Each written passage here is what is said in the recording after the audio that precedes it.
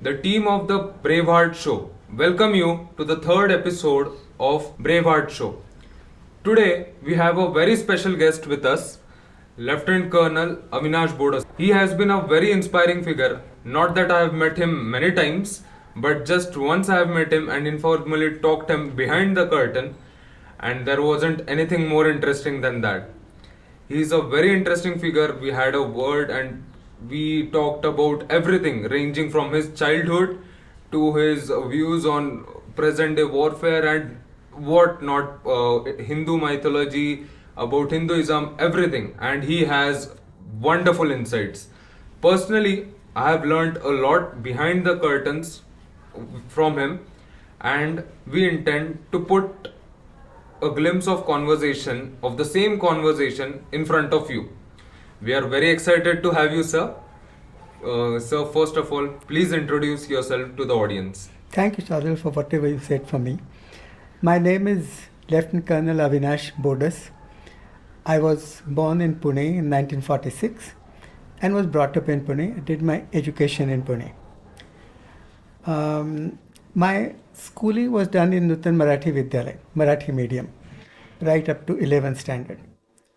After 11th, I did my BSc degree in SP College in Pune. And I was born in a very humble family, not very rich, not very poor. And my father was a double diploma holder from the College of Military Engineering, Pune. And that was the British Raj. And he was a gold medalist. So those days, the practice was the Britishers used to pick up people who did well in academics and offered them the government jobs. So he was offered a job at the ammunition factory at Khadki. And from there, he retired after going up in the ladder. My mother was also a housewife, and both of them gave us a lot of good parts of life and good education. And my father was rather strict, but then we never felt terrified about him. And we used to sit together, talk, and we had some discipline in the house. And my mother used to look after many guests because Pune being a central place, we used to have many guests from my father's side and mother's side. But we really enjoyed our life in the childhood. I was fond of dramatics, so right from the school days and in the college days, I did a lot of dramatics. I was on the radio, Pune radio station, and I acted in Sai Paran's Children's Theatre and inter-collegiate, inter-school competitions. And many of my friends are today very well established artists in film industry and drama industry. So that's how it was. My childhood was up to the point when I did my BSc. Okay. So that is wonderful introduction. And let me tell the audience, as he mentioned while he was talking, he comes from a humble family. So as we move through the conversation, you will see his humbleness. You will see that humbleness he got from his family, the discipline that he got from his family. He did not leave it at any point of time when he moved out of house, and he has carried it throughout his life, and the audience will see it. So coming towards the talk, so what, like, we are here, we interview the military personnel who have served in the army or any force, and we are the first question to us or to anyone is, what inspired you? To be very frank, it nowadays I have seen many people where, officers kids or those who were related to military, their kids are a bit reluctant to join the forge. Okay. So as you mentioned that your father, he did his double diploma from military and everything. So what inspired you, or why did you want to serve the forge? Okay. See, I did my 11th matriculation, those days it was 11th standard, in 1963, and did my BSc in 1967, 4 years after that. And in 62, China had made an aggression on India. And as it happened, we were not really ready. You see, the Prime Minister Nehru had probably took the legacy from Mahatma Gandhi, in which they had learned the importance of ahimsa, and that probably he carried on even after the independence. Probably he felt that um, if we are friendly, good relations with our neighbors, we don't need any army. And therefore, army took a back seat. The requirements of army, the training of the army took back seat. But I think what you follow inside the country has got to be different from the relations with the neighboring countries. As our famous Chanakya has said, that never believe in your neighbor, but the neighbor's neighbor is your good friend. He should be. So what happened was, Chinese leaders, Chow Enlai and Mao Zedong, had come to India for a stately visit, and Nehru had taken them all through the country. And there was a very famous slogan of Hindi Chini Bhai Bhai. So that was Hindi Chini Bhai Bhai. They went back, and within few days they attacked India. So that was the first time we got a slap in the face. We came to know that this ahimsa thing won't work outside the This is country. not how the world works. Yeah, this is not how the world will work. World will always look after their interest, commerce, their access to various communications through us, through road and through sea, and how will they get money through your e-commerce. So therefore, all these things, personal relations are okay. But China is a country wants to expand even today. And our Prime Minister has many times said that gone are the days of the Britishers. When the empires were expanded, Britishers have gone back to the all other countries. And therefore, we had a very bad experience. We were beaten up. The army had no clothing, no ammunition, no good arms, and it was not a matter of number, because we had hardly 12,000, 15,000 troops, and there were 60,000 troops from the Chinese coming to us in waves. How many can you kill? Our people didn't have the boots for the snowbound areas. They didn't have good clothing, and it was a fiasco. And we got beaten up. And what happens is, when a country gets defeated in a war like this, the people in the country, they lose their morale. Internationally, you lose your dignity. And people started treating you in a way that, oh, he's a gone country. They can be beaten like this. So it took a long time for us to come out of it. It took a long time for prime ministers and the politicians of that era to realize that army has to be strengthened and army must be made ready to fight. Just because you have an army and say, you go and fight, and you can't fight, you need so many things for army. And administrative, everything, I can list 10 things, but they were not there. So gradually, army also had started learning, and our training had started, and that was the time of 62. And we were young children. I did my SSC in 63, and this was 62. So we all felt bad that we got beaten, and it shouldn't have happened like this. But we didn't understand many things which were coming in the newspapers. And later on, just 3 years after that, in 65, Pakistan attacked us. Their intention was to, right from the beginning, their intention was to get Jammu Kashmir. Even today, their main founding lake is Jammu Kashmir. So they attacked. And but that time we were not as bad. So we were somewhat prepared. And they attacked on two fronts, Rajasthan and Jammu Kashmir.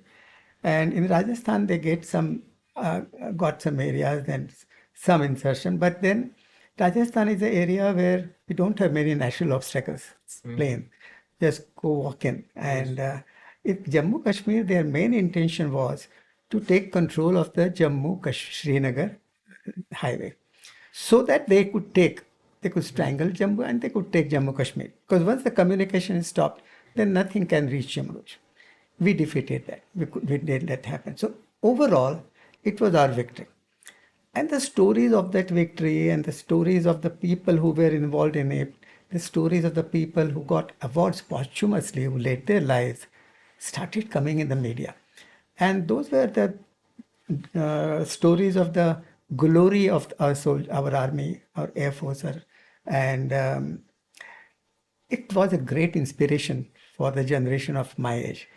I did my BSc in 67 and this was 65. So we were seeing what was happening and how we defeated Pakistan. And that was the first war for us. China's war, we were not so very mature at that time.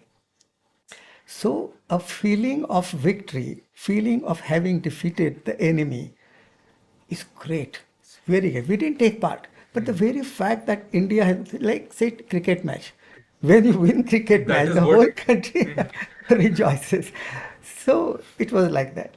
And then came to my mind that I must join army. And this is something good. I should contribute to what is happening to the nation building and to the defense of the country. And my friends used to talk, we would discuss each other, and uh, casually it became firm in my mind that getting an opportunity to go to army, I'll grab it. And therefore, I didn't really go after any training class or something, but my mind was getting ready to get into the army. And in 66, I think I started applying for those.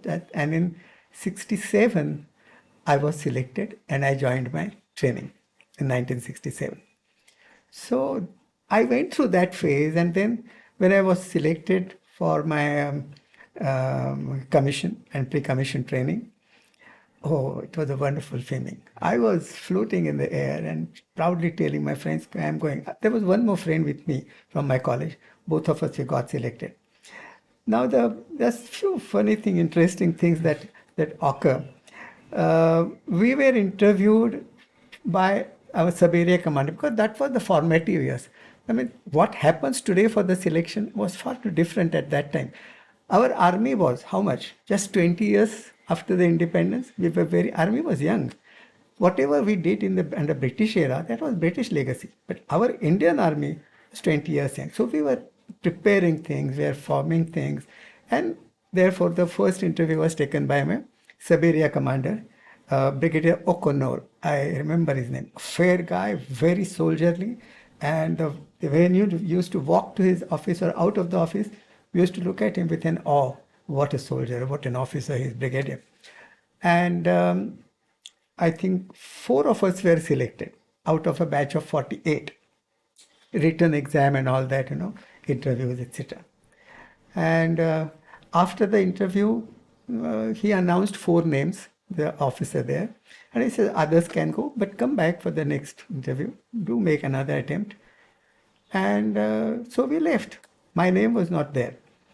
So he said, hold on, hold on. There are 4 candidates who are selected. Who is the 4th one?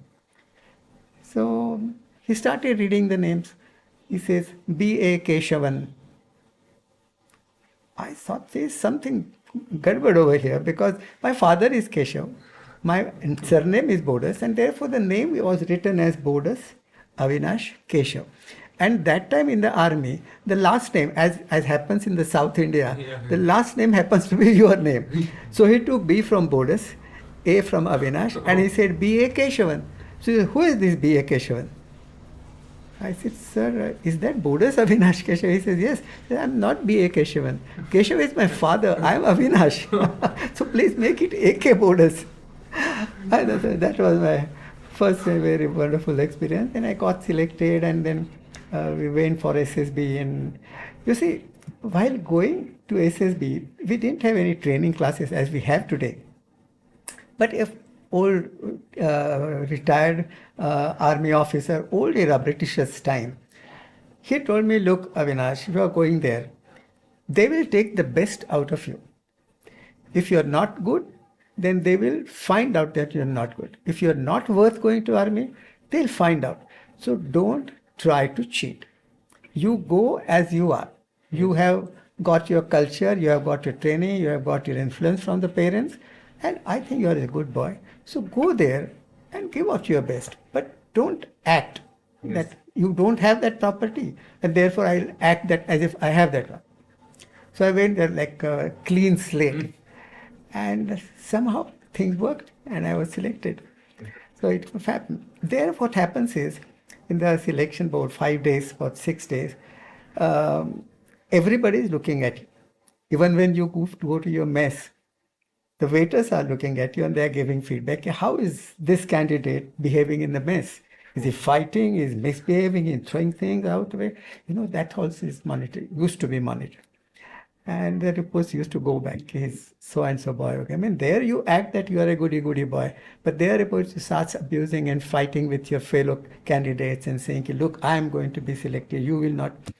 Doesn't work. So you have to mind your manners and all that. And uh, I just walked in and I got selected. I remember that time the issue of giving a death penalty was quite hot in the society. A lot of arguments this way, that way, they were going on. So the presiding officer asked me, "What do you feel about the death punishment if a person has killed somebody?" So I said, "Sir, it should be committed. It should not be cancelled. It should be in vogue, because unless somebody has a fear for his own life, he'll not stop killing others." So when I came out and my friend said, "No, no, no, you gave a very wrong answer. You see, that means you have a killing tendency." I said, "In army, I think we should have a killing tendency. I mean, when I fire a bullet, I'm going to fire to kill my enemy. I'm not going to think how he's going to feel if I fire in his thigh or somewhere else." But then I got selected. I think Like everything there's a difference between, I won't be the first person to fire, but if someone is coming and he's firing at me, Yeah, then of even course. I won't keep Yeah. quiet. No, there were instances when we were used to do our patrolling that you suddenly find a guy on the border.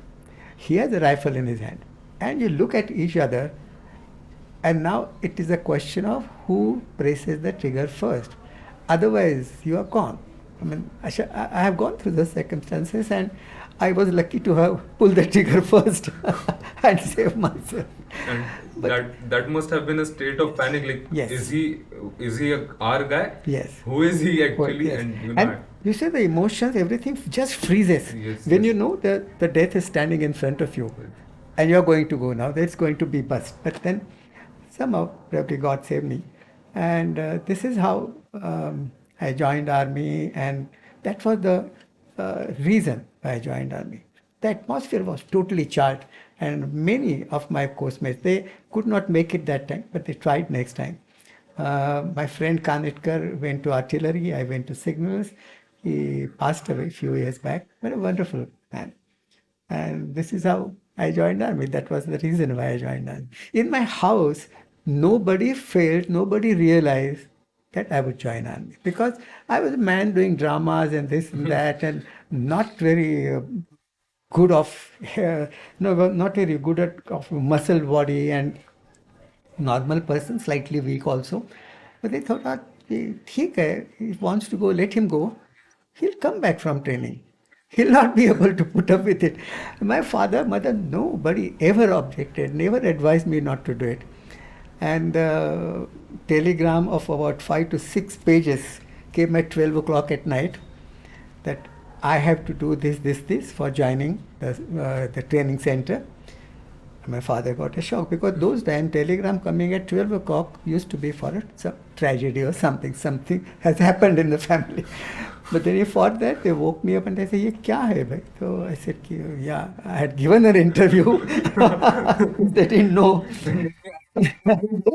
And I have to join. So they have told me how many knickers, how many shirts, what all I should carry. So father said, "Okay, okay." And he never discouraged me. Because later on they told me that we knew you'll come back. You'll not be able to put up with that training. I had my favorite uncle, Mama, from mother's side. He was the emergency commissioned officer. And when he used to come to us on leave, he used to tell us a lot of stories. And probably he also felt, and probably he told privately to my mother, "Don't worry, Avinash, I don't think we'll be able to put up with that training. He'll come back, but let him have the feel of having gone there." but I didn't come back. Yeah. And after serving about 4 years, he had to leave army because he met with an accident. His liver was damaged, and he had to leave army. So that may be probably another reason why I felt like joining army. So this is, I feel whoever is listening, or I don't know, but for me personally, this is so relatable. First of all, because as you said, your journey started or the inspiration started Yes. when there was a war or Yes. all such things. Yes. And for us or for my generation or people at my age, it was when Uri surgical strike happened. Yes. I After have served. that, yeah, Yeah. after that, the group captain Abhinandan, Yes.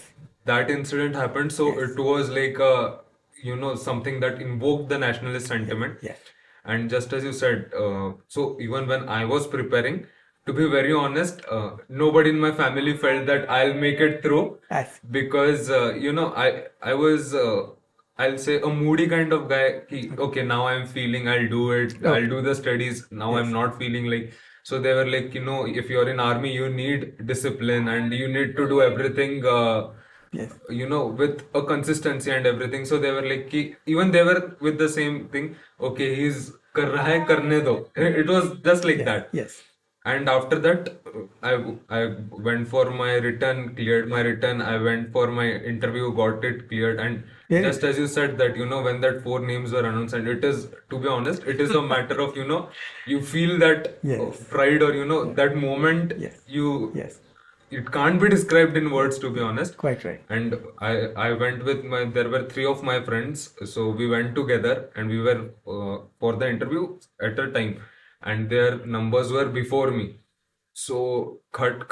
Nobody got selected. At the end I was like, oh, and there were guys with me who were, to be honest, who were much more brilliant in studies than me. So there was Okay. a presumption that they Okay. will make it first. So I was hopeless, and when my chest number was announced, first of all I was looking at my chest number. Am I wearing that? And Uh-huh. after that, and my parents, till the time I got my medical fit, they didn't, and I came from a completely civilian background, so they didn't understand that what is happening. Okay, he did something, he's got through it. And then when people started coming, and officers who trained me were coming to talk and Yes. everything, so that time they realized, okay, he did this, he has done this Yeah. and everything. Yes. And about training and all, they were not very sure ki what will happen, because nobody knew what is going to happen.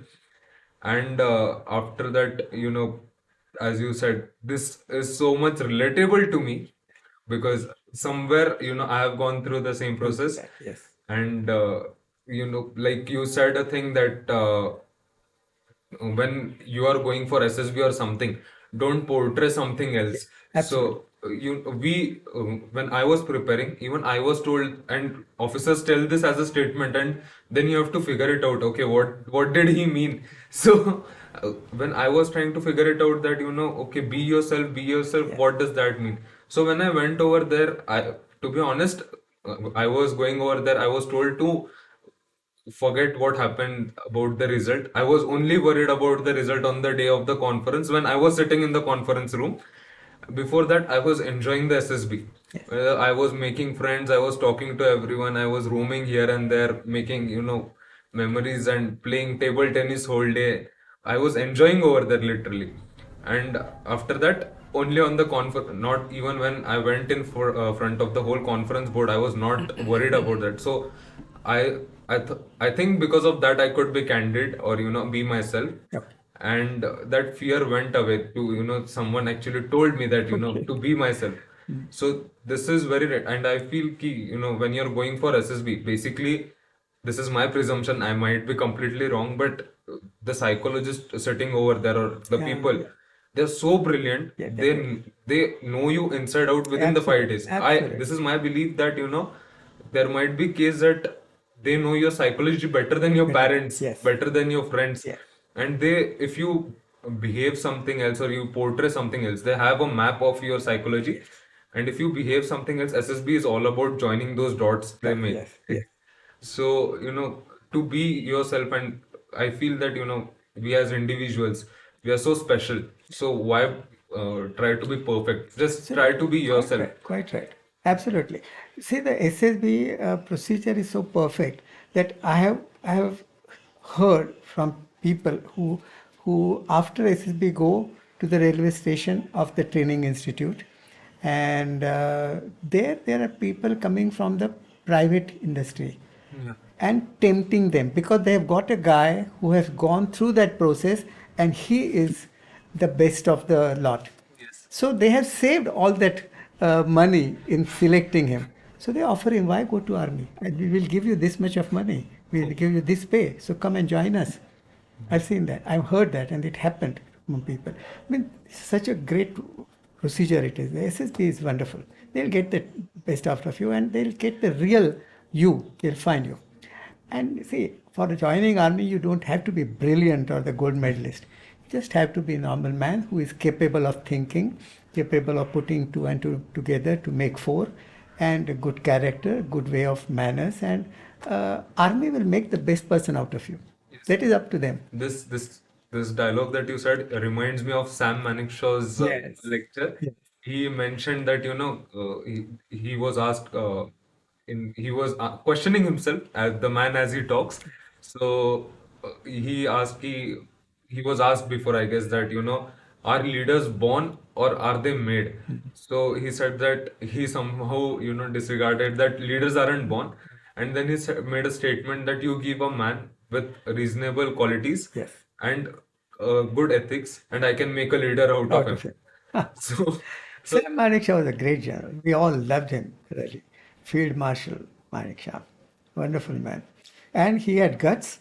I mean, we were just talking. I'm not asking a particular question, I suppose. So it's yeah, okay. yeah, He was one man whom Mrs. Gandhi, the Prime Minister that day, and a lot of trouble had started from Bangladesh. A lot of many refugees had started coming. So when she uh, explained to him that she wants to free Bangladesh and within 6 months he'll be able to work, though he was the man who said, Ki, sorry, madam, if this is a war and if want 100% success, I will need so many years, probably he said 1.5 years, to prepare my army for it and to move them at the right place with all the backup of the required things. So he stood his ground, and Mrs. Gandhi had to say, "Okay, do it your way." Otherwise, somebody else would have said, yes, why not? 3 months, give me 3 months, I'll defeat Pakistan." 90,000 soldiers, this they laid their arm down, and Jagjit Singh Arora, the Eastern Army commander, he got the letter of surrender signed from General A.K. Niazi. Probably they were, I read somewhere, they were co-mates in the Britishers' time in the same in training in academy. But they went to different countries. But that's what happened. 90,000 men. It has never happened. 90,000 prisoners of war. I guess this was like, a statement in front of the world, 90,000 Yes. men surrendering. Yes. If 90,000 men soldiers stand Yes. in a ground, Yes. and you see them, and then you'll understand Yes. what is What is meant it? by 90,000 soldiers Absolutely. surrendering. And leading, keeping the arms down, and he handing over his revolver to General Arora. It's a matter of great shame. A soldier would die before surrendering, a good soldier. But I think probably things were different in Pakistan army that time, even if now they're not all that good. See, the difference between an army officer and an army jawan in India is not much. I mean, we are trained to look after them first. He comes first before you. That's the oath we take. So we are responsible for them. You will see in the recent means few years back, the Kargil war. The first deaths that happened were of young officers Yes. because the officers lead from the front. We don't say, tum chalo, hum aate hain piche. No, doesn't happen that way. Yes. So this is our army strength. This is our officers in that. And today, if something is wrong with my Jawan, he is not mentally happy. Something has happened to his home, and therefore, I feel he is not going to give his best if the war is declared tomorrow. And if I don't help him that time, it's my fault. I have to see that they're perfect, they're healthy of mind, healthy of body, and then only I can take them to war. And the preparation is such that if the commander, company commander, the platoon commander says, "Chalo, attack," they will go after him, following him without any hesitation. That type of command we build in the officers and jawans. We play with them, we look after, we ask them their problems and help them out. Once he puts his full confidence in an officer, he will give his life for him. Yes, and that is certainly I feel that key asset, or Yes, that is what binds our army. yes, yes, yes, quite right. And speaking of which, when as you said that our officers lead from front Yes, and everything, yes, so this even boosts the morale of the Jawan. Jawans, and Absolutely. the trust or the Yes, respect that they have. yes. They will, as you said, they'll follow you to death Yes, if it absolutely, is required. absolutely, And absolutely. that, I feel, for a man or any person, life is the dearest. Yes, So if a person is willing to do that for you, I feel when you're in the battleground, you're not thinking of the nation as such. yes, You're thinking about the person in front of you and yes, yourself. yes, This is all that yes. is present time going in your Absolutely, mind. absolutely. And See, laying life, your own life for somebody else, for your country, you need a very strong fiber in them. yes, yes, And it is there. Our army trains our people like that, yes, officers and jawans both. yes. Even before starting it, we always start with Seva Parmo Dharmo. Yes, So self comes last. yes. So So we take the oath. It's written there in the academy's officers' mess. Yes, your country comes first, then your men you command, and your own pleasure and happiness and comfort comes last. last. Yes. And as we were talking about Field Marshal Sam Yes, Manekshaw, yes. so he was such a great example of Great the man, same. great man. And secondly, as you were saying, after this happened, so we won the war and everything. And to be honest, uh, I feel at that point of time, as much I have heard, people were crazier about him than film stars. Yes, Actually, he yes, yes, had, he had done yes, that. yes. And so then Prime Minister Indira Gandhi, she was worried about a military coup happening, and All, all politicians are always yes, they have it. and Ours is a disciplined army. yeah, and she asked Sam Manekshaw that, are you planning a military coup? And he is talking this with the Prime Minister that, yes, Prime Minister, I know I have a big nose, but I won't poke into your politics. You don't poke it in my It's business. my army. Yes, So, yes, and that was he had the strength, he had the power, he had the guts, but somewhere where the discipline binds you, and I feel that, discipline is a very misconcepted thing. Like, if you're on time, you're disciplined. This is the misconception nowadays, I feel. But, there are so many aspects of yes, yes, discipline, and when yes. that binds you, Yeah, that makes you like we say that it makes you, academies make you men out of the boys. So you are armored with that yes, discipline, yes, and then you become that man. yes, So moving ahead, sir, a little about your training yes. and the regiment you joined and everything. Yes. I did my training. It is a very hard training, physically and mentally. See, mentally means you have to be robust. Physically robust, that's requirement. You can't walk for 1.5 kilometers and then fall down and say, I'm tired now, I'll have a Coca-Cola and then I'll move it. No, you have to be physically tough. And for that, you have to cross a certain barrier. In civil, you're not so tough because there's no requirement being tough. But in army, you have to fit in any terrain, any weather, with whether food or no food, and therefore you have to survive and survive for the country so that you are able to do your job as a soldier in any circumstances. So physical toughness. So that start, and sometimes it is you have to get used to it. And from for that toughness and for that kind of a physical exercise, probably my uncle felt that I'll not be able to survive. But I did because I had very strong willpower, and I did. When you are put in that adversities, like when I was going for training, I was very, you know, curious that what will happen there, and I was asking to young officers who were in my contact कि क्या होता है training में, everything. So they were like, when you'll go there, you'll understand. We'll not Yes, yes, tell you much. We'll just tell you right now, enjoy as much as yes, you can. yes. Quite right. And I feel that when I went over there, I understood that, when you are put in that situation and you have nowhere to go, at that time you have no knowledge or anything, you figure your ways out, Yes. you become strong or you face it, and that is how strengthening is done in Yeah. army. Like, Yeah. I used to feel that why punishments are necessary, or why do we have to do so much of physical? What is the requirement? We'll build advanced guns and Yeah. everything. What is the requirement? Actually, there is no punishment as such. Yes. It is just an excuse to make you do some physical thing. Yes. For example, at 11 o'clock, if you are asked to get up and put on your packs and all that and do this crawling and all those things, as if you have done something wrong. But nothing wrong. They just look for an excuse. Even if you have not done it, what happens is, okay, those 10 boys they misbehaved, they did something. Why should I do it? No. When you are a group, and therefore the whole platoon goes for punishment. So Yes. it's not a punishment actually. It is an excuse for you for them to make you do those physical exercise during day, during night, and by forgetting about your sleep, and next day morning you are again there at the PT ground for your PT. And another important thing is the mental robustness.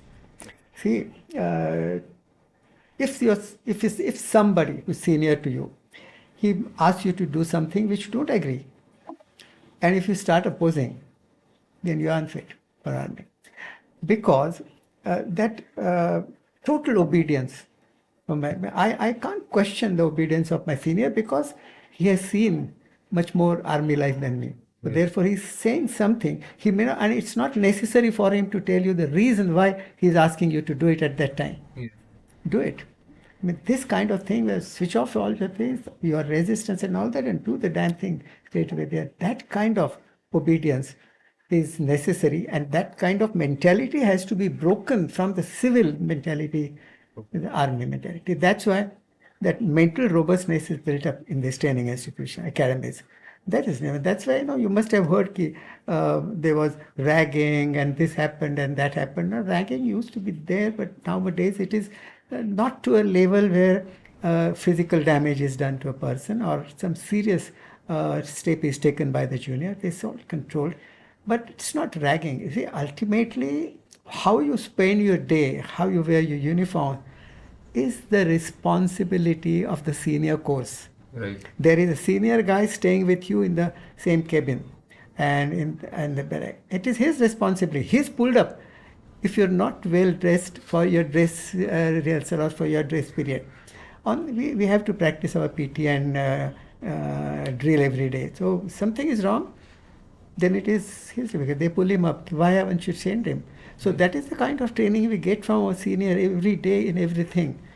And therefore, if he says to do this, we will damn well do it. Because then after that, when you join army, that life in the army as an officer and as a cadet, two different things. But in the cadet, they make you fit to become an army officer, mentally and physically. Yes. And because if after few years, suppose you're in a position to give orders, and if you find your subordinate questioning you, not doing things, because the information that you have, which requires him to do something, you don't have to give him. You just have to give him the task he has to do, and he should very well do it. That kind of thing should happen, and therefore you should do it first, so that you are in a position to ask somebody to do it. So I think mental robustness is built. That's a very wonderful thing in army. And then once you join army, then in the training, you see the government has given us bicycles to go from one training area to the other, and you are supposed to maintain them. If there is a bicycle inspection also, even if nothing is wrong with the bicycle, he'll say your bicycle is not well cleaned. See this, it's not correct. Your brake is loose, and you get some physical exercise which you call punishment. And most of the times, we riding on the bike used to ride on us. Peeth pe leke, we used to move from one place to Even another. happens today. Even happens today. So what happens today? Sometimes after seeing this, and when I joined army, I had that the sense of nyay, anyay, and all that. This is wrong. This is it. So when I used to see this, I used to feel, kya ho raha hai? I mean, why should this happen? I think I should not continue here. But that was just for a flash of an eye. Then I used to take a challenge. In spite of it, I'm going to do it. So I took the bike on back and started going and running. This was a wonderful part. We had a hill called Pleasant Hill. It was very pleasant, full of boulders and rocks, and no good place to put your foot on. Okay. And we were required to climb it and come back and feel very happy, very pleasant about it. That was a P hill, Pleasant Hill. Now, when I look back, I feel like laughing, and this is all we did at that time. It was necessary for building the body and mind. Wonderful way. When we used to go for a run through the villages and all that, sometimes we used to hear, "क्यों से? Why these people are running like this at night? Come, देखो ये भागते रहते हैं लोग." Then somebody, a wise fellow next to him, told him, "इनको पैसा मिलता है." हाँ, उनको तनख्वाह मिलेगी ना, तो अभी पैसा मिलता है उनको भागने के लिए, इसलिए भागते हैं पैसे के पीछे. That was their understanding of our training. And we used to laugh. We also did funny things when we were not required to, we were not permitted to drink water. We did carry water with small rubber pipe, and like, we used to suck water, and if somebody is caught, then God help him. But we took the chance all right. Wonderful things of the academy. Yes, And and this is how it this, happened. I feel this is so well structured and well planned, Yes. and all this is so psychologically well Yes, planned yes, that yes, yes. they pull the extreme out of you. Yes.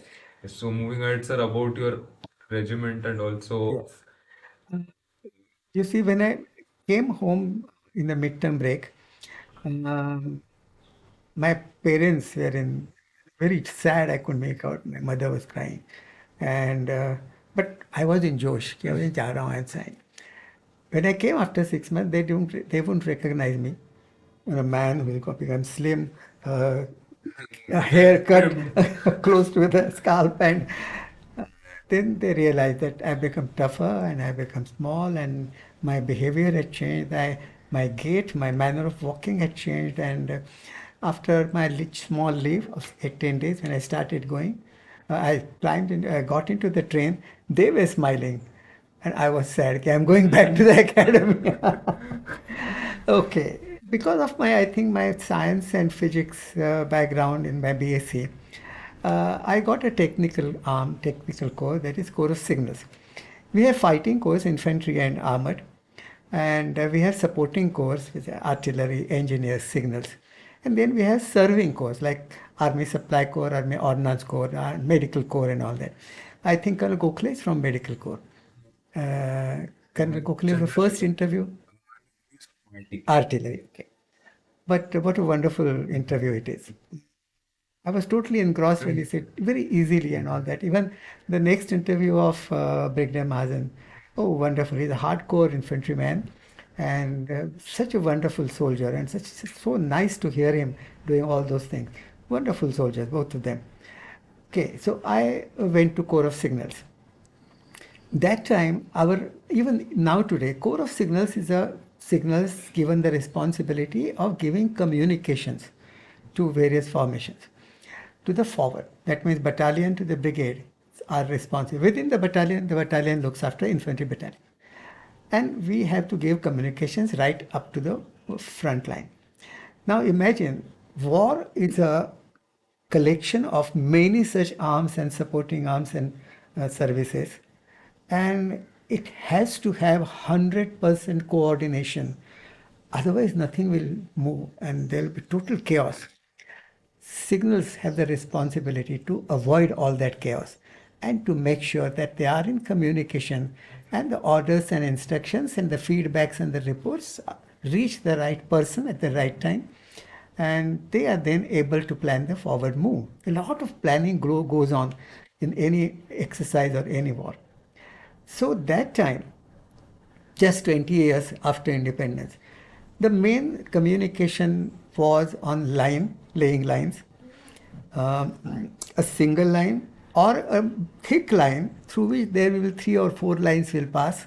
We used to carry a call, but it was still a line communication. And line communication, radio communication, then there was radio relay communication for point-to-point communication. There was high frequency HF sets, received from the Britishers' legacy, and some American sets, and the carrier equipment from which from one line we could take out 5 6 channels, one for the teleprinter. They were teleprinters those days, teleprinters, and even for the Morse keys I had to pass my Morse keys exam, and I had to actually pass messages on the Morse key. That time, can you know what is the Morse key? Nobody knows these days. Da I da know, da but da da da but da. when we see it, but we don't understand it. Yeah. Now it is completely out of. No, it's a very private, preliminary thing, basic things.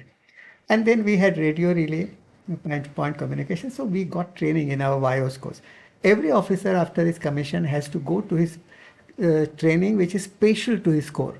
I was in civil, so I went to the Military College of Telecom Engineering, which is located at Mau near Indore. There I did my 6 months WIOS course, and there I learned all these things: line communication, line constructions, how the sets are operated, how radio sets are operated. Every set, a VHF set, which is a very high frequency and high frequency, have got pros and cons. You see, high frequency set is like a radio station, Akashvani Pune.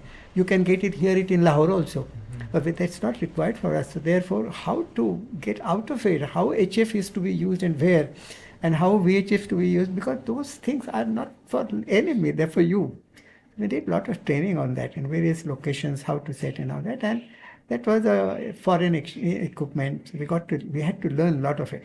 The instructors were good, and then we joined our regiment. When we joined the regiment, they give you chance few days first to acquaint yourself. Then few days you live with the infantry battalion, get to know how they work. Because after all, I'm giving support to that infantryman. I must know what are his limitations and abilities. So it's a wonderful method of learning. And then I started commanding a line section, or the RR section, or the radio section. Section commander, the great man, the commander, the first time you become a commander. There are commanders at various levels, section levels also, platoon and company, and divisional commanders and corps commanders also, who are generals. And then there were exercises to practice us, and this is how I learned from my seniors on the ground, from my Javans. A Javan who has put in 6, 7, 8 years of service is a good source of information. It's a good trainer for you. So you don't have to feel, how can I learn from him? I'm an officer. No. You have to go to the ground, sit next to him and say, "Mujhe dikhao ye kaise hota hai." Then he teaches you and you learn from him. But it's a wonderful experience. And then, you see, in infantry, there is an infantry division, infantry brigade, mountain brigade, various kinds. These formations are meant for operating in certain areas. In signals, we have to learn operating in all these areas. So today, if I am posted to an infantry division, next posting I may be in a mountain division. Next time I may go to Rajasthan in the desert area. Next time I'll go to Jammu and Kashmir in the snowbound area. We have such a varied land and topography, and I had to learn everything. So, but it happened. You get to know into it. From infantry division to mountain is a good switch over. But then there are people, and you cannot say, "Ki, look, I don't have much experience of mountain, huh? So ye mujhe mat batao, I won't be able to do it." Isn't it? You are thrown anyway, you will learn and you will damage command and you give your best. But that, I think, is a wonderful thing. That is what mental robustness and training Yes, and connects with yes, you. and your own curiosity. If I am commanding this company, I must have all the knowledge, and I should be able to. In fact, I should have such expertise that I can teach my newly joined, new Jawan who has come to the regiment. And regiment also we used to have good uh, um, relations with each other, esprit de corps, and corps signals had done wonders, and really we're very proud of being corps signals. Today, the corps signals have changed to a great extent. When I talk to my son, who is also in the corps signal, about the way we use laid lines and all, he says, "Papa, how you did, I don't understand." It's a very great job. I'll tell you an experience. We were working in Fazilka, place in Punjab, Pakistan border. And I was given instructions, orders that I have to lay a line. We call it permanent line. Permanent line means it stays there. Otherwise, whatever we do in exercises or operations, we bring it back. So it is a permanent line. It has to be there, and a particular line has to be laid. Okay, so I started, went there. Now that was the area probably there was some acceptance of conditions between India and Pakistan that you will not do any development required for a military, required for army in this area, kind of no man's land, but no, you will not do that. But the communication was required. The permanent line was required. We had to do it. Hey, you can't say कि no, no, हमने पाकिस्तान को बोला है हम नहीं करेंगे ना ना. You have to look after your interests. So I was told to go in civil dress, not in uniform. So we all used to carry, we all went to a place, changed our India, and another 100 kilometers, we are in the required area in civil dress, me and my Jawans. And we started doing our work. I used to walk like that, walk like a civilian without giving any, somebody is watching me, so I should not give an indication that I am from, otherwise you can make out an army person. On Lakshmi Road, I can make out when the NDA boys come out for pass. Okay, so people were good, we did our job. Then in that area, every area we have a formation, we call it, and there is a senior most signal officer, we call him the CSO, Chief Signal Officer, a brigadier or a major general, depending upon the size of the formation. So he came to visit. Now this is where I will bring out something to you, that our commanders, our leaders don't command from the AC room, armchair. Command is not there in the army. Today you will go to any civil organization, you go to these IAS officers who will manage things which are 800 kilometers away from him, and he will do something from this farmers or workers without knowing how these people are working in that condition. They can't understand. They don't put their feet in their shoes. I Yes, feel. yes. So what are the adversities that the people are facing over there, or what are the challenges? They Yes. just don't know. Which Mr. Fernandez did. I'll come to that later.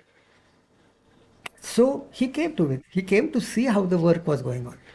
A brigadier coming to a place all the way to Fazilka, because that is the way army works. So he came because he was worried whether we have a problem or something. At that time there was no mobiles now, so I could not report to him every day. And since I was doing the same permanent line construction, that was not operative yet. So there was no means to talk to him. And radio was almost banned in that area because, Pakistan was next door. And therefore radio communication was hardly any. So he came. He saw everything. I took him around, showed him what all we had constructed. How many, it's a great length, I think about 20-25 kilometers length. And he was very happy. And when he started going, I went with him to drop him at a place. So he said, Avinash, you have become a cynosure, a man who is observed every day. What happened? क्या होता था, the people on the opposite side, they used to make reports. These reports were given by them on the radio. And we have units in army even today to monitor enemy communication. It happened, every country does that. Yes. And that time radio was big. Nowadays it is little difficult because of the digital coding and all that. So they are sending reports कि एक भाई यहाँ काम चल रहा है, ये civilian लगते हैं टेलीफोन डिपार्टमेंट, लेकिन एक बंदा घूम रहा है, वो लगता है ये आर्मी का बंदा है, अफसर है कोई. Just relax, behave like a civilian, don't show that you are army officer, but you are in the news. चल रहा है तुम्हारे बारे में. I hope sir they won't shoot me one of these days कि इसको मारो पहले. फिर बंद हो जाएगा काम. He says, no, that may happen, but look after yourself. Joking. Because we were in our area, but then I was in an area where I was not supposed to be. Yeah. And you can't trust Pakistani. They are very cruel people. They'll do first and they'll देखा जाएगा बाद. So that was a very funny experience in Fazilka. And many such, I'll tell you one more thing. And in Punjab, we were constructing again the line because an exercise was to start about 3 weeks later. You see, we are the people who always be activated many days before an exercise or an operation starts, because the communication has to be in place before these people come. So we were given kind of indications. Here the debate quarter will be, here this will be this, here artillery regiments, rough locations, and we were required to keep the communications ready for them. They just come in, plug in their communication network, and then they are through. That kind of readiness was our responsibility, and so therefore you used to move early. And after exercise, after everybody has gone home, we had to get all that stuff back. So we are the last people to come home. The first to go in war and the Yeah. last to get back. Huh. In Punjab, we were working, and I think the river, but there were dams on the river, and canals also had started coming up. And canal water is always controlled water. So that river was not much water, just about knee deep, not even knee, ankle deep. And we were supposed to go across and then prepare communications on the other bank also. But there was a high ground somewhere in the center of the river. So we decided to put our pole over there and store it properly so that even if water comes, it will not fall. So we made two poles, one here, one there, little distance. And we were totally engrossed. Evening time, we finishing, giving the final touch. I was taking test calls, kaisa hai, kya hai, वगैरह. And I was there on the ladder without realizing that the water was released from the waterhead. धीरे धीरे धीरे पानी बढ़ रहा है. So when I came down, I started coming down, I realized the water was right up to my chest. And I was on the high ground because there was hard. That's why we wanted to pull a pole over there. उसके नीचे तो और भी गहरा पानी था. What to do now? And they were This is Jawans. flowing water. हाँ, flowing water. And they were Jawans with me, and I was scared कि इनको कैसे मैं क्या करूँ, मुझे बताओ. कि सबको स्विमिंग तो नहीं आती है, पर कितना करोगे swimming? Then half the team had already come to our base, and they were standing on the bank over there. And they realized, probably they were shouting and giving us hand signals कि भाई आ जाओ पानी भर रहा है. But then we couldn't hear that. So they reported कि उस हिसाब और कुछ जवान फंस गए पानी में. And it was about 7:30. It was dark. Sun had set down. And luckily, an engineer regiment had moved over there. They also had to do some work before the exercise. And since it was a canal crossing, the exercise was for canal crossing or water crossing or river crossing. That was the exercise. So they had brought their boats with them. And therefore, a boat, they were asked to leave a boat over there. Their boat came. Otherwise, my CSO later told me that we were thinking कि कोई helicopter भेज के बचाए तुमको कैसे करें? And bloody fools, you didn't know, you didn't look at the water. They were पता नहीं किया था उनका क्या टाइम टेबल है, कब छोड़ने पर उनका टाइम टेबल होता है ना. They decide कि on so and so days we let the water at so and so time, because the water was required for the agriculture. So I was fired also. I was given a bit of mind. And you go alone. Why should you take the Jawans with you? I mean, why put their life in danger? But anyway, later on it was appreciated. We came out safe. So another experience. There are many such experiences in communication building. So it was wonderful life. Then from one formation to another, like that. I served in Jammu Kashmir, in Rajasthan, Punjab. Punjab used to be a wonderful place. In my opinion, Punjab is, because I served in Jammu Kashmir, wonderful, beautiful country. There it's all famous. They say it's a Nandanvan. But I never liked serving there because that time, the people never felt that they belong to India. They used to say कि Indian Army का बंदा है, Indian Army का. When you were about to enter into Srinagar, there were banners, Indo-Kashmir Handloom Foundation, Handloom, some company, some Emporium, Indo-Kashmir. Otherwise, India is one country, Kashmir is another country. Do you find that Indo-Maharashtrian? No, we have Indo is one. We are all belong to India. So I used to feel very bad about it. When we used to go for again line communication from one place to another in the hills, in the mountains, there used to be one small hut somewhere, and We used to go there and say कुछ अंडा वगैरह है, भूख लगती थी, होता था खाना हमेशा. They used to give us eggs at fantastic prices. ये फौजी इंडियन फौज का है बंदा. So felt very bad. So we are giving our lives over here, and this is how people feel about us. Felt very bad. But then when I came to Punjab, oh, it was like in heaven. Punjabis are so fond of army. Even now, that time also, big fields, the lush green area, and cold water everywhere. Moving in Punjab in a jeep is like sitting in an oven. You come out and touch the jeep, your hand will burn.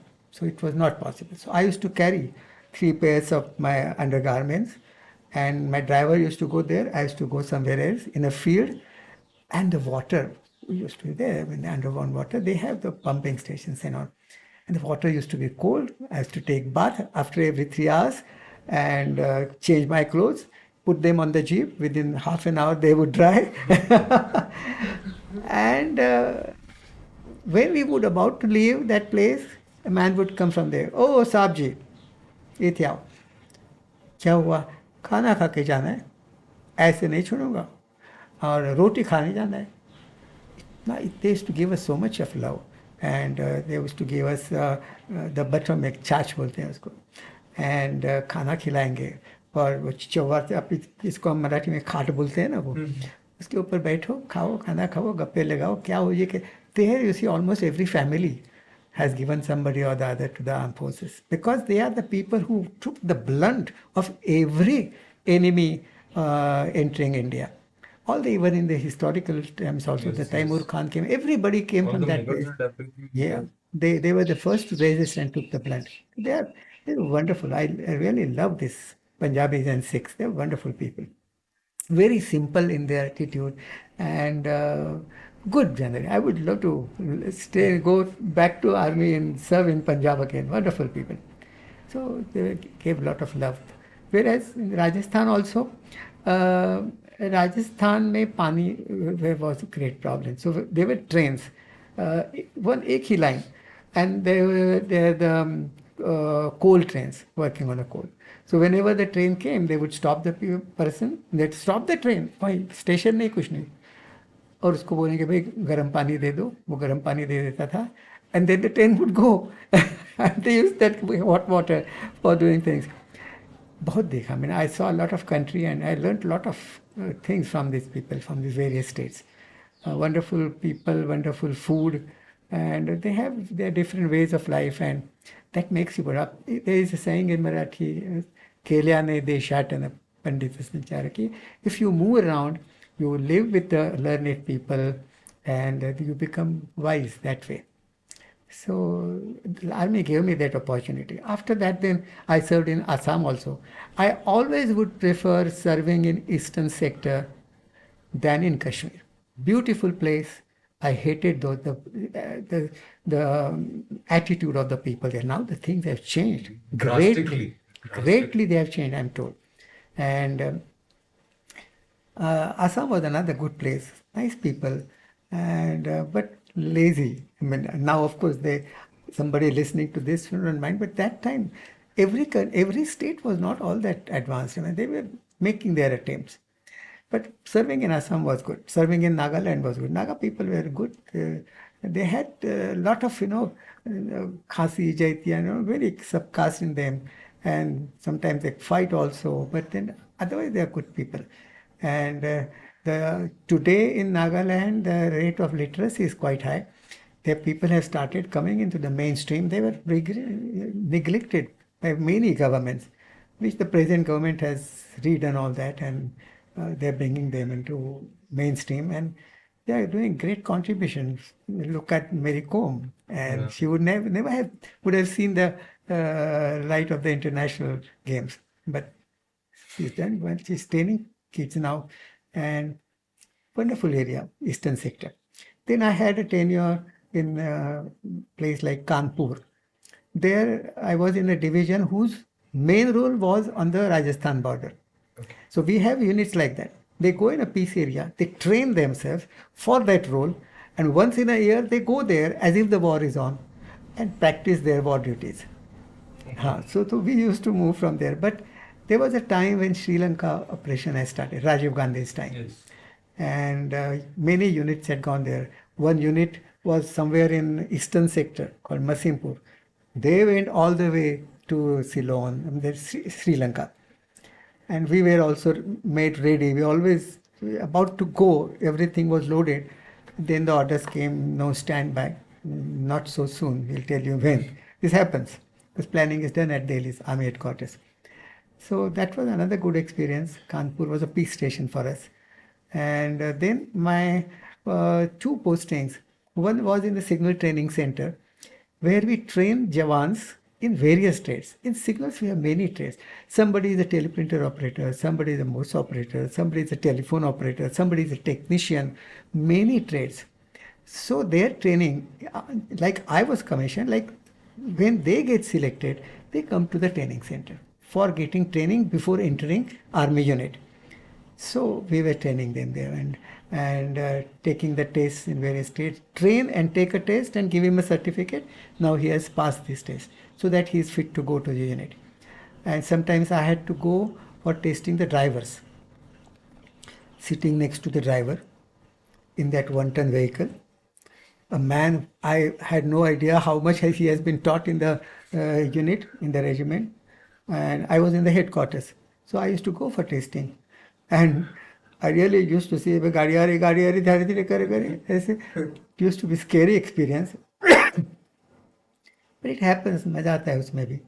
But that was my another experience where I learned how to train the Jawans in there. Various training aids were made. Then I also had a stint in our Military College of Telecom Engineering. That place is called MHOW, near Indore. MHOW, Military Headquarters of War. MHOW. That was in Britishers' time. That was place. Britishers were good army administrative wise. They selected good places for the army units and headquarters.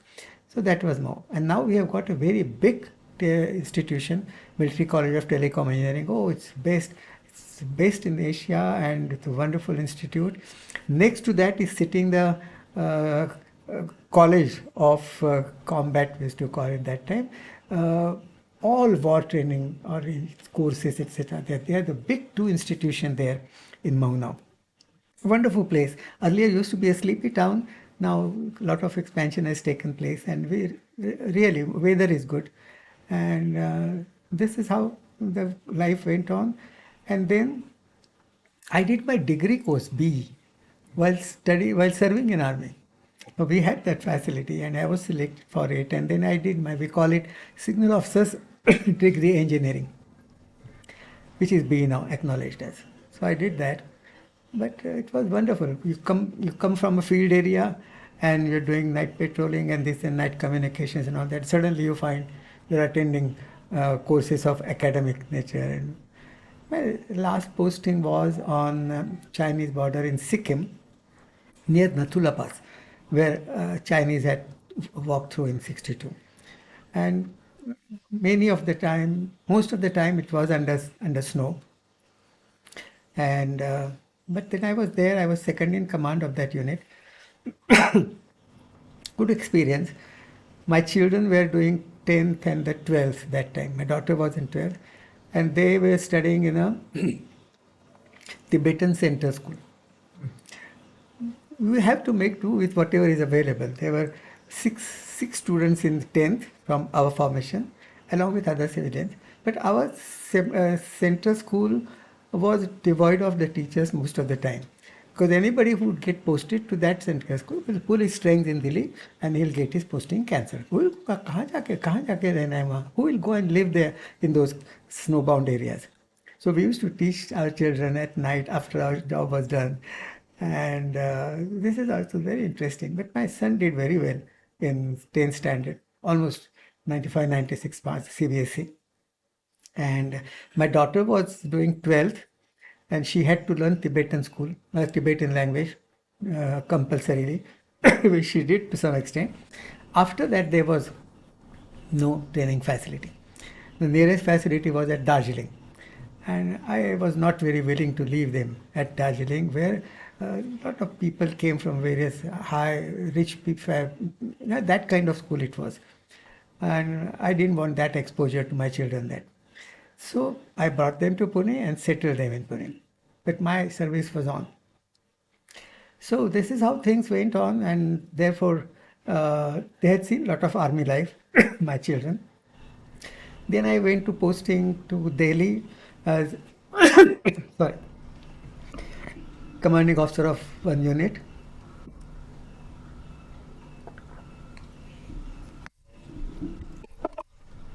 And this is how my army service went on.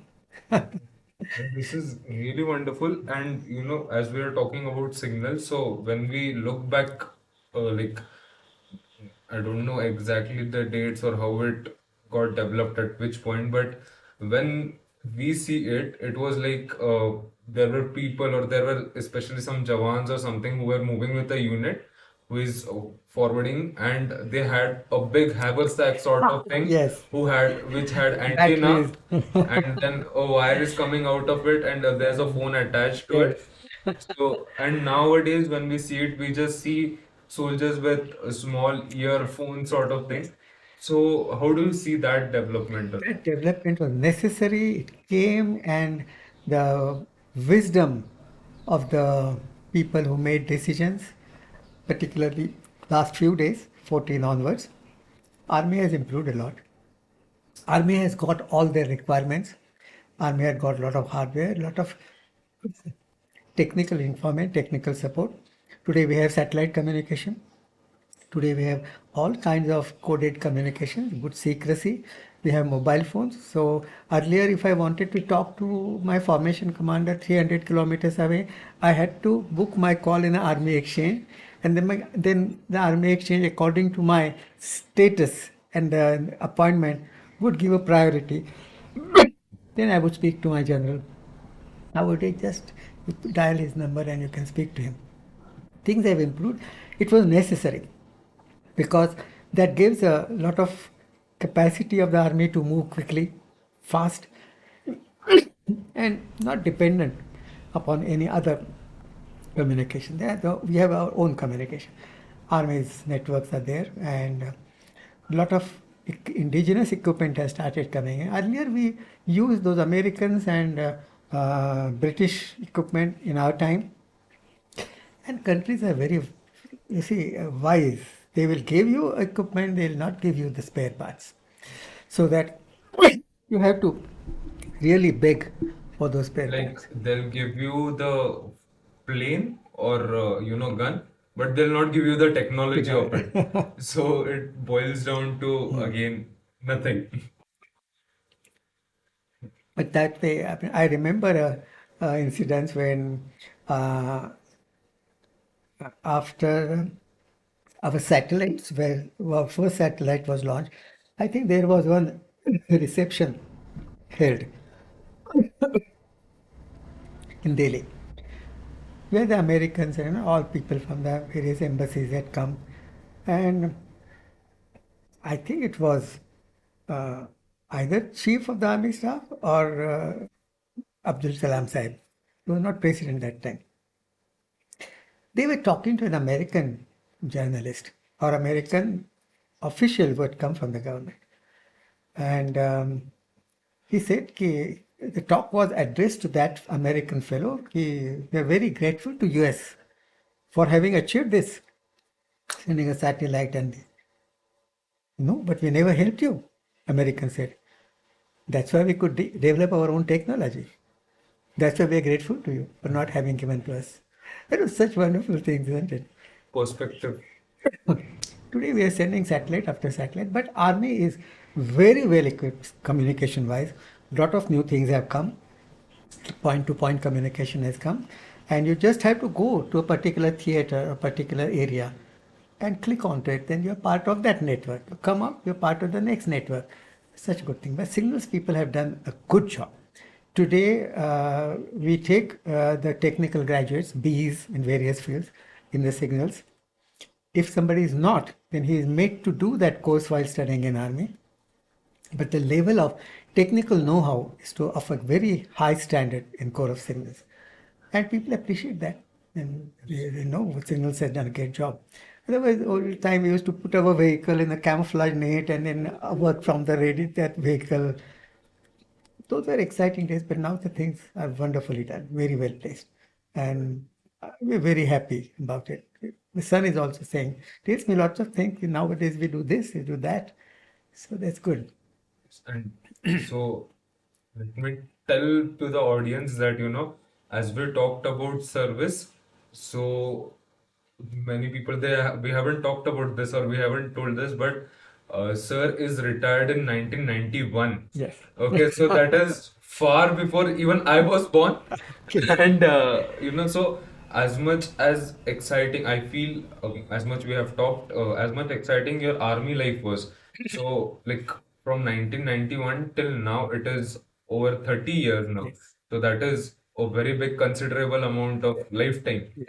So, what, like, how do you feel after hanging the uniform, or Okay. please tell the audience what are you up to now Okay. after your Okay. service? Right. Uh, I was not very happy because I had to leave my job, my profession, which gave me so much more. It made me so rich, not money wise. Um, but then I had to, and then I had to settle down in the civil area. Took me time to adjust to the civil surroundings about me and the people and their habits and their way of living. I got used to it gradually. Because I had some interest in electronics, I I started a small industry, and in which we used to make some electronic equipments, the control devices. What for a very big company was well established in industry, but we used to make the things, provide to them. No, under not any brand. It was just given to them. They would test it, and then put it to market under their name. But that gave me a lot of experience about the industry, how things go on in industry. We did that for almost 5 years and very successful. But then my mind was not there because I always felt that the one-to-one communication or the communication with people in army was a very high standard. Even if I don't know somebody, if and yet I didn't know somebody, and if I walk to him in the army, go to his office and he said, I'm so and so, so and so, the first thing was say, come and sit down and let's talk. And very homely. I mean, we have that bond even today. If I meet somebody, we would embrace and say, people feel that, are you related? Say, no, I met him after 20 years, but still you embrace. Yeah. That kind of bond we And have. you met him after 20 years, Yes. but okay, from how much time do you know, or how much time you were together? You were together for about Together 6 months, for about 6 months, yes. and So we have that bond. yeah, We have that bond. absolutely. Great bond. It doesn't happen in civil. If a commissioner moves away from one place and he comes back for some private work over there, he's not. ठीक है तुम करो and निकल जाओ. Here, if I have commanded a company and gone from there, and if I come back for some reason, the new company commander would treat me like if I am a president of India. I mean, we just have such a wonderful bond. Even if we talk to each other and become friends. So I didn't like the atmosphere in the industry. There, everything was in matters of money, but I somehow survived, and my success rate was great. They gave me the best unit award for almost 2 years successively, and at the end of which I had decided this is not what something I am going to do all my rest of the life. So I gave that industry to friend as it was, and I became general manager of a capacitor manufacturing company, Khed Shivapur, close from Pune. I served there for 2 years, and we established the ISO systems over there. I used to like that because what we are doing in army is same ISO is doing, record keeping and all that. And that was a good experience. After that, I left because that time people in the neighborhood, the children in the neighborhood, had started coming to me, Uncle, mathematics ka zara ye batao, teach us something from science. And so I would come home Don't even remove the shoes, sit next to them on the table and tell them, explain their difficulties to them. Because I think it was my passion to teach. And I used to tell my wife also that when I retire, I'm going to teach children. Just for me. Not for money purpose, but I feel happy to teach. So I stopped all that and shifted to teaching. I took some classes for a merchant navy people also, but then I started teaching at home. And first year I had 1.5 student. One student came, and after terminal, the other fellow staying in front couldn't do well, so his father brought him and said, "Sit down here and learn from uncle." So this is how. But then I think God blessed me with my teaching abilities. Then next year I had 10 students, next to that 20, and never had to look back. And I had 4 batches, 3 in the morning, 8, 9, and 10. About 40 students each batch. And in the evening, I used to take a batch of 10 standard. The students who could not come to me in the morning, because from convent school. And so 4 batches. And like that, it went on for almost 22 years. And I literally enjoyed that phase because after 3, 4 years, the chapters used to change, the textbooks changed, and a new kind of mathematics and science. And somehow I was good in academics. So I didn't find anything. I was teaching them what I had learned from my teachers. Wonderful. Every teacher was like a coin. Excellent teachers in NMV we had.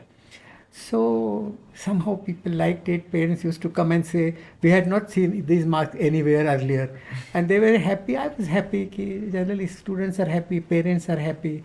And even now, if they meet me outside somewhere, they come and they bend down, touch my feet. I tell them, "Don't do that." But then I enjoyed that part, Bodas classes. And but then what happened is I was enjoyed throughout. Only Sunday was a holiday. My family was not very happy about it, but somehow they supported me. And then after COVID, I have now stopped taking all those batches. I am taking only one batch of 9th and 10th in the morning. Evening, we have got a Talzai Tekri close by. So I go there for a walk for almost one hour and mix with people. There are children playing.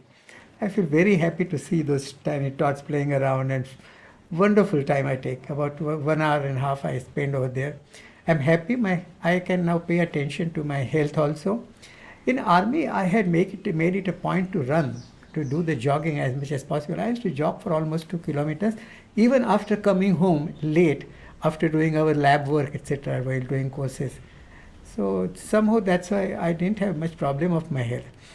I'm 78 now, and God bless, I have no problem. Little bit of diabetes, but it is well under control. And otherwise, I'm fit. Yes. So, So when Sir told me his age, I was shocked, to be honest, because he does not look that old, of 78 years old or something. And so this conversation, as you said, that when you were hanging uniform, you were not happy, but uh, compromise, this yeah. yes, we had, even we have to end this conversation somewhere, and I'm not happy because, and I'll keep on coming to you. We'll keep on talking Yes. even after this, Yes. whatever you are doing, Yes. and I have learned a lot from you. And to be honest, I have said this earlier too.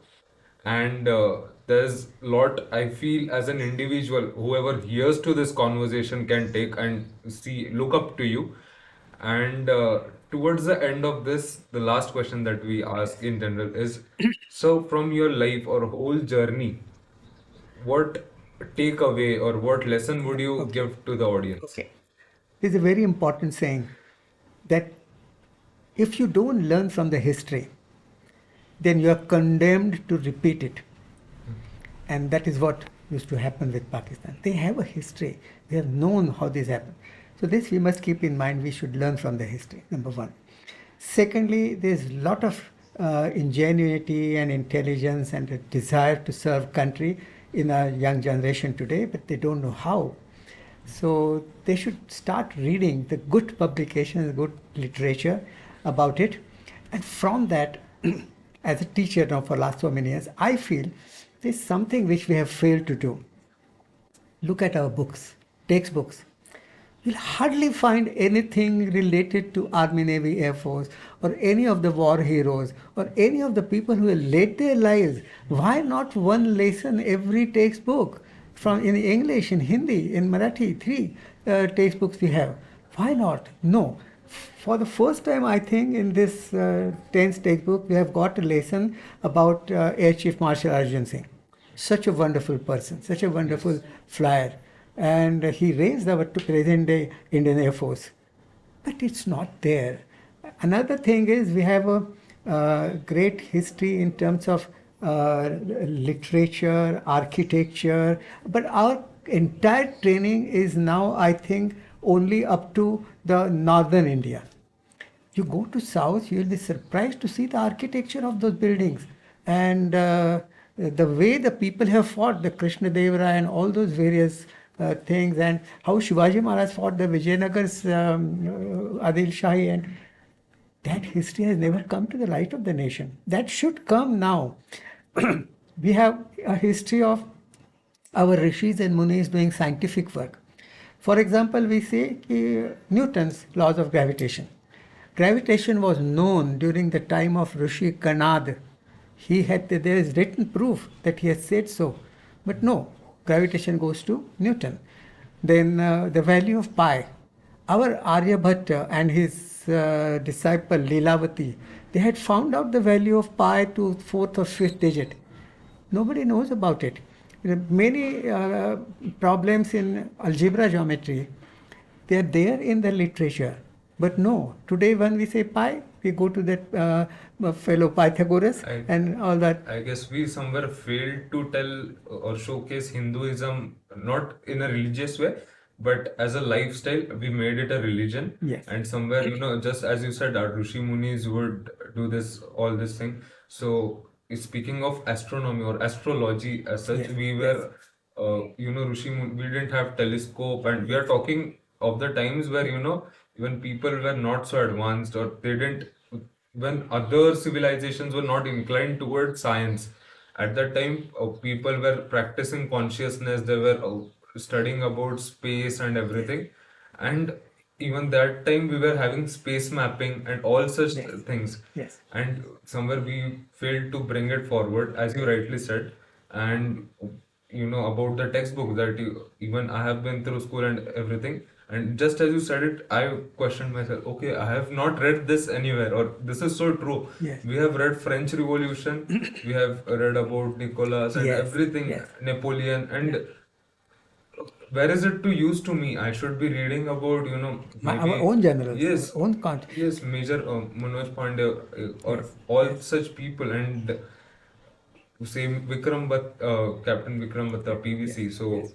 we should be reading about him. Those stories also. Yeah, so just as much any other thing is important, even it's not about heroism or anything, but it's about that sentiment, that nationalist sentiment, that is somewhere, as you said, that although we are a generation which we have everything at a tap on our phones, but when you were preparing, you didn't have everything, the knowledge so easily available. Now we have it so easily available, so the challenge is to filter it. Yes. What is good, what is not good, or Yes. what is necessary, what is not necessary. And after that filtering and everything, when we acquire that knowledge, we have so much of immense potential. Yes, too much. Great potential. And Yeah, you see, the campaigns of great Shivaji Maharaj are learned in the academies these days. How they were conducted, that man is really great. and When- not how, only in India, oh, not only in yeah, India, in the- outside India, oh, like oh. countries like Israel and all, they're studying guerrilla warfare. We have to study these operations. For our promotion exercises, we have to study World War II.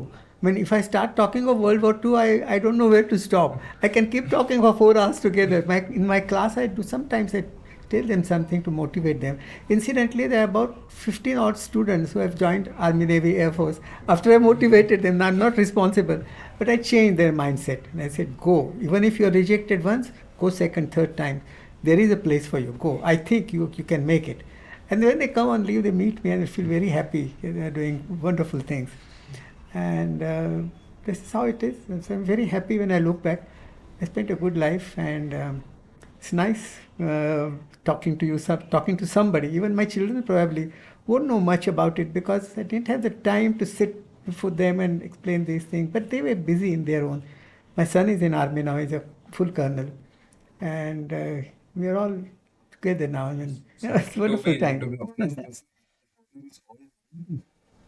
to, to end this, this was Lieutenant Colonel Avinash Bodas himself, and with immense knowledge and all the great trajectory of his life, we are we had an amazing session talking with you, Thank you. and I really hope Thank you. the audience that hears to this will make the most out of it, and we wish you a long, healthy life. Thank you. Thank you. Thank you. Thank you. Nice talking to you.